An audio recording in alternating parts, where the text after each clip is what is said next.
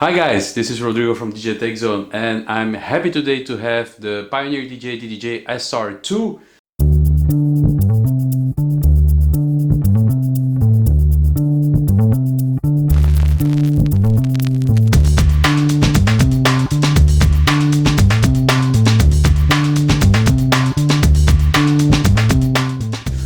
The sequel, if you want, to the very popular DDJ-SR Serato DJ controller, original Serato DJ controller from back in the days. I have to note here for this review that unfortunately I have the SR hooked up through USB, and it's powered only by USB. There is a power socket, so it can be powered by a wall socket, but unfortunately I don't have it here. I got it without.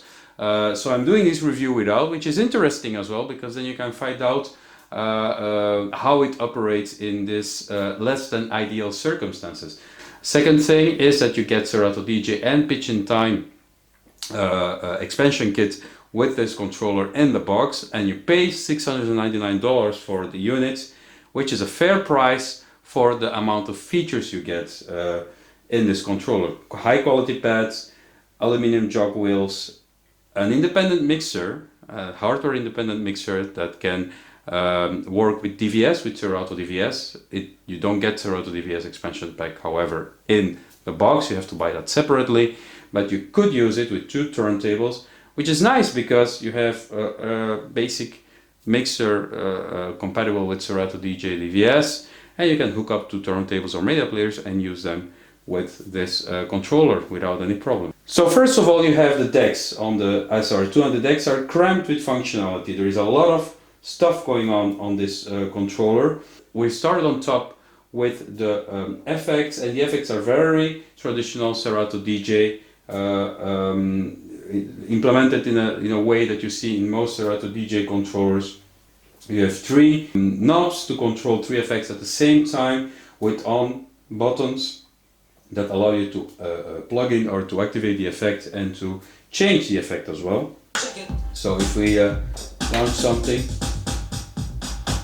you can easily activate one or two effects at the same time, and if you use a shift, you can toggle between effects without a problem. You have the beat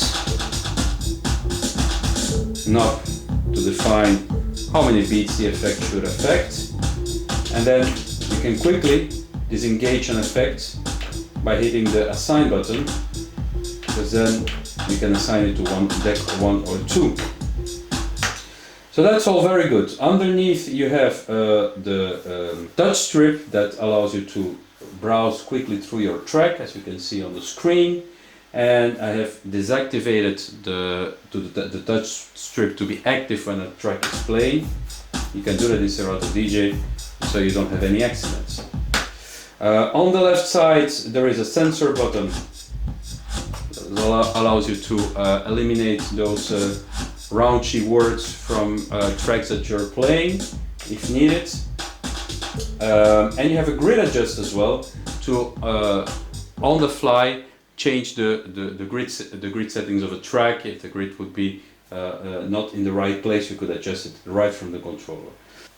Then we go to my least favorite feature on most entry-level to mid-level Pioneer DJ controllers, which is the pitch fader, which is fairly small, but you know what, it's pretty okay, and you can change the tempo range of your pitch fader easily from the controller. So you can set a pitch range between 8% plus minus until 50% with an in-between step of 16%. Then we have the jog wheel, which is an aluminum jog wheel with a center LED that gives you a little bit of information.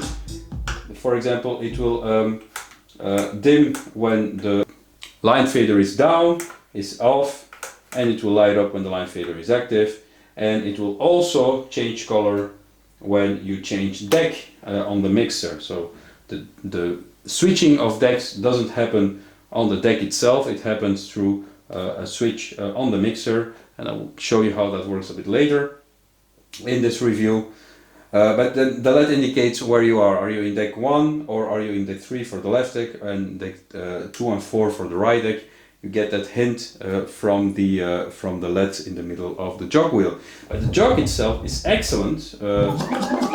It's maybe a bit too lightweighted. I would like to see it a bit heavier, so it's very good for spin backs. But you know, if you like a heavier jog wheel for scratching or for whatever you want to do with it, or for nudging, it's very light, but it's very usable as well. But it's just a little bit on the light side.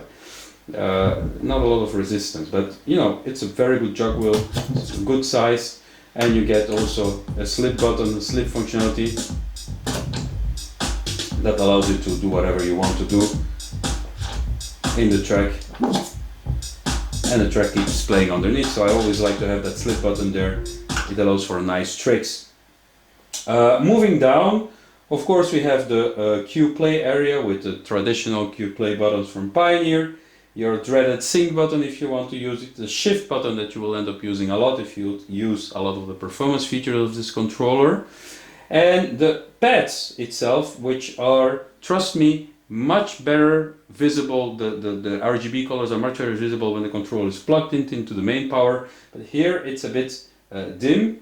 So, and this is what you would typically have in a club environment, a dark booth, and yeah, it's fine. It's fine. You see them well. They don't, you know, they're a lot brighter when, as I said, the power is plugged in, but they're okay, and the controller is quite visible in a dark environment. There are some things that you will have to guess where they are and that you will have to feel, like the mixer, but overall it's very well lighted. So the performance section of this controller is extensive, very extensive even, and you have, of course, the typical functions that you have in all Serato DJ controllers, like the hot, roll, slicer, sampler. I'm not going to go into many details, just a little bit about the pads.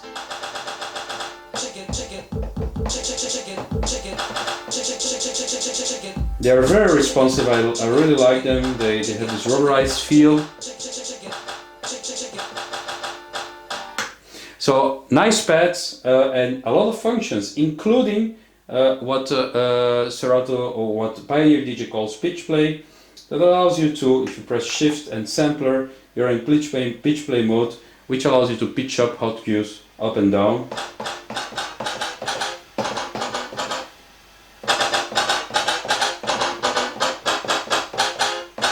You can change which hot cue has to be taken into account.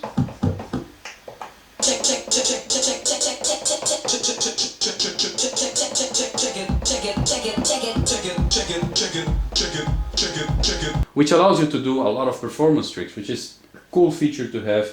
And apart from that, of course, you have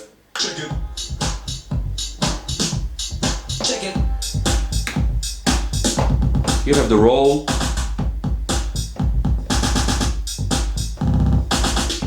slicer, of course, as always.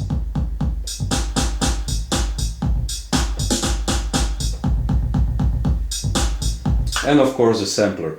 There is another important addition to this controller, which is the pitch in time buttons that allow you to key sync two tracks. So you have a key sync, you have a normal sync, and you have a key sync as well. And you also have key shift. So let me check it. You can dynamically shift your track up and down, and you can see on your screen easily if you are on the bass, on the normal pitch of the track, or you're above or below it. It's clearly shown with a +1, +2, -1, -2. So here I'm at the normal pitch of the track. So they're very easy to use, these buttons, and they are dedicated. So if you are mixing and you want to mix in key, it's made really easy with this way of implementing the buttons. And I believe that if you are very high, the reset button will bring you back to the pitch. So you can do stuff like set the loop,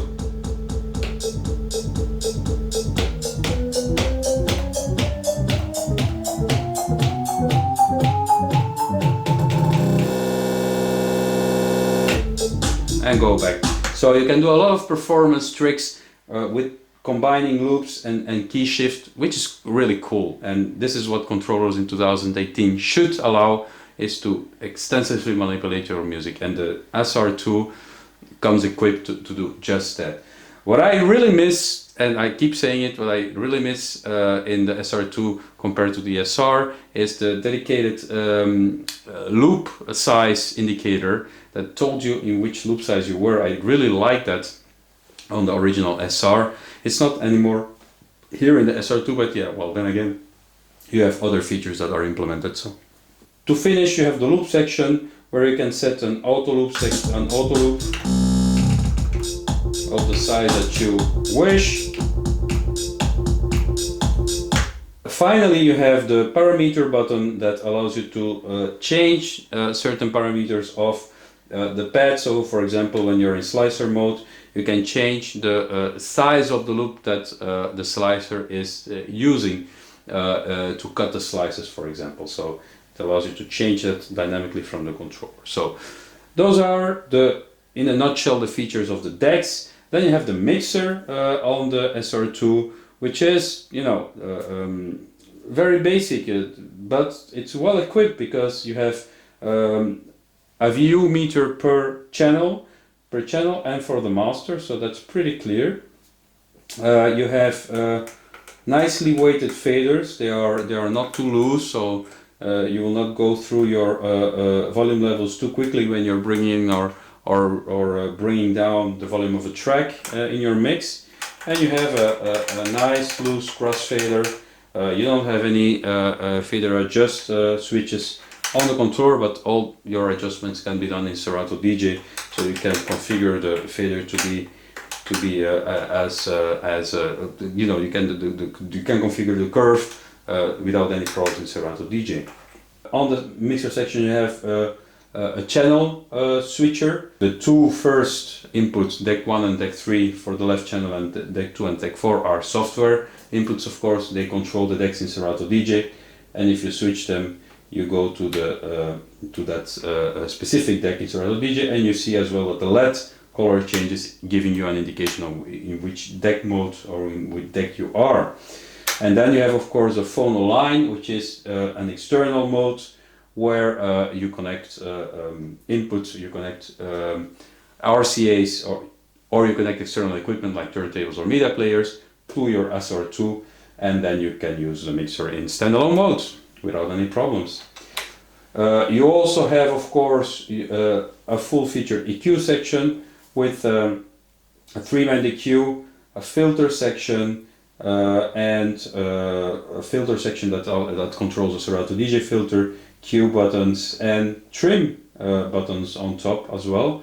And in the middle you have your browse section that allows you to go back in your folders and browse different folders or browse different tracks. And you have also knobs, so they also act with the shift button. They act as view change buttons, so you can change the view of the Serato DJ software. In the center you have a master level booth monitor. This controller has a booth output, so that's very good.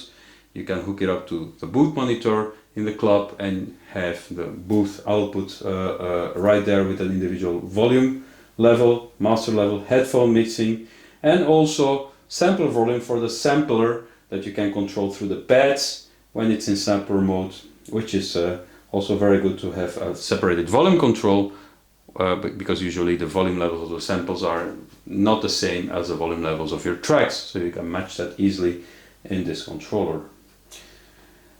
On the front you have basically two headphone inputs, jack and mini jack with a level knob, and you have a microphone level, and the input of the microphone level is in the back. We're going to have a look at that. You have the booth TRS output, it's a balanced output. You have an RCA master out and an XLR master out, and then you have your channel inputs 1 and 2.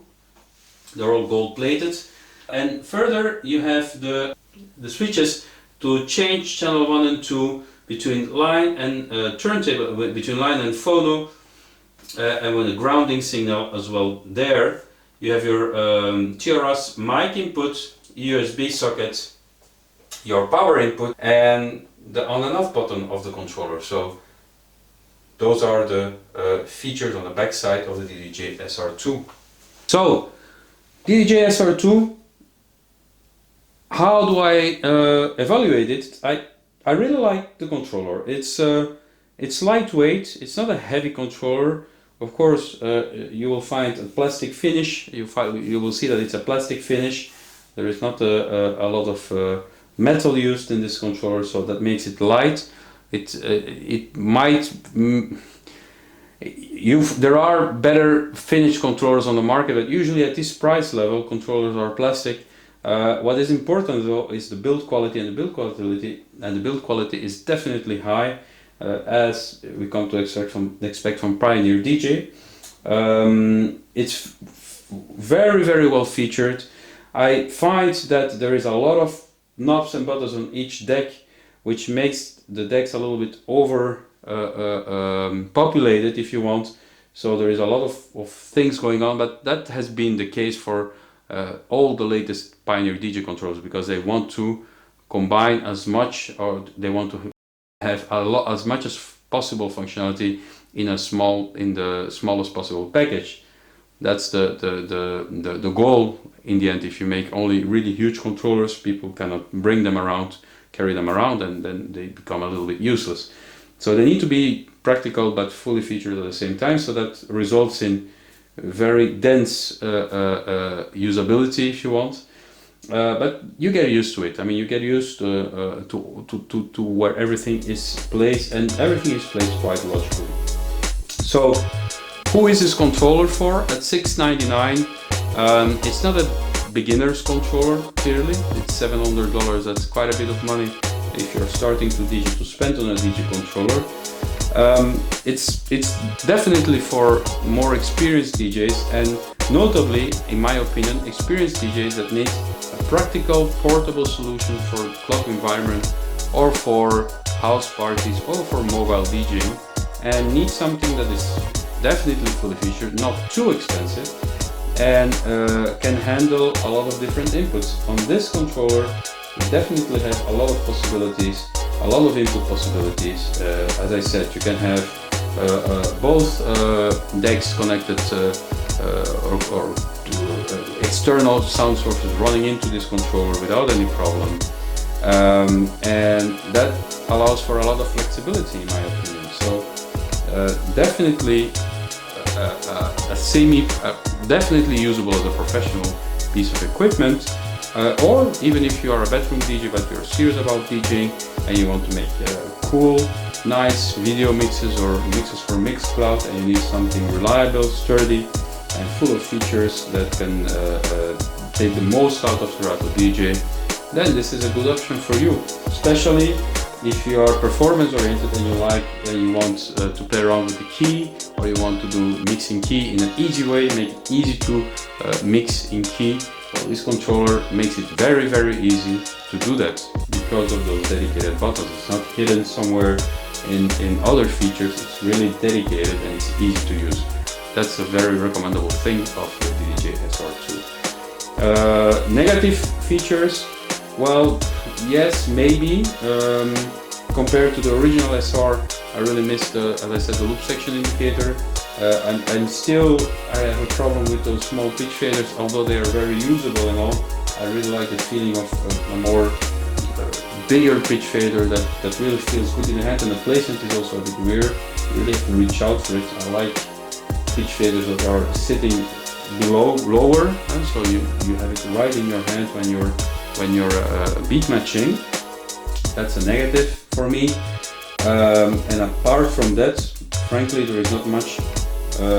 Maybe the jog wheels are a bit lightweighted, but apart from that, I really recommend this controller. It's a good middle of the road solution if you are a bedroom DJ, a serious bedroom DJ, or mobile DJ, or even a professional DJ in clubs, and you need a compact solution for Serato DJ, and you don't want to go DVS, and you want a controller to really have full control over the entire production chain if you want. If you don't want to rely on turntables that are in the club that might be broken, this is a really good solution for that. So $699.